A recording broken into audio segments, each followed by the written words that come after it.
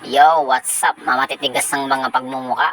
At ngayon guys, naglaro tayo ulit ng ML. Ayan, ginamit natin si Silong. Grabe si Silong guys, napaka-hyper. Kung malundot, masakit, malupit, nakakalungkot. Ultimo si Bane, nakikilawin, napusit, kinilaw na ni Silong. Pinagsusundot, yun, nalungkot.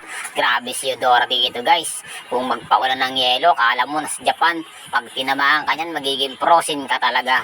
Bago ka makawala sa prosin niya, ubos ang buhay mo. Kaya pagka nandyan si Barracuda, Eudorang Barracuda, mag-ingat-ingat ka. Dahil pag tinamaan ka ng yelo niyan, magiging prosin ka talaga. Kaya guys, tamang tago-tago muna tayo sa damo. Grabe talaga itong Barracuda na to. Kung magpaulan ng yelo sa akin, kala mo hindi ako naliligo. Pinaliliguan ako ng yelo. Yan guys, tingin tayo ng build dito konti. At nandito si Saber. Grabe talaga to si Barracuda. Alam na alam niya kung saan ako nagtatago. Tignan nyo naman guys kung magpaulan ng yelo. Ang sakit, ang tigas talaga ng mukha ni Barracuda guys. Ako talaga yung target eh no. Galit na galit sa atin yan. At shout out nga pala kay Sinog.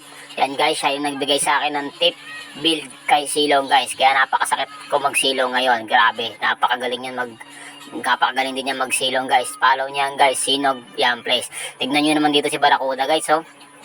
Muntik na maubos yung buhay ko. Ginawa akong ice candy, naging yellow ako. Sabay tingnan naman pa ako din ni Alpha Kokak. Grabe si Alpha Kokak lumundag. Buti na lang, hindi tumama yung lundag ni Alpha Kokak.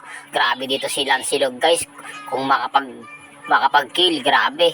Double kill, triple kill, nagmenyak pa.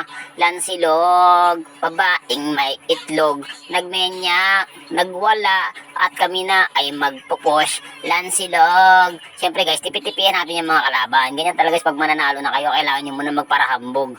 At dahil nanalo lang nga tayo guys, hanggang dito na lang ang video ko. Maraming salamat sa inyo.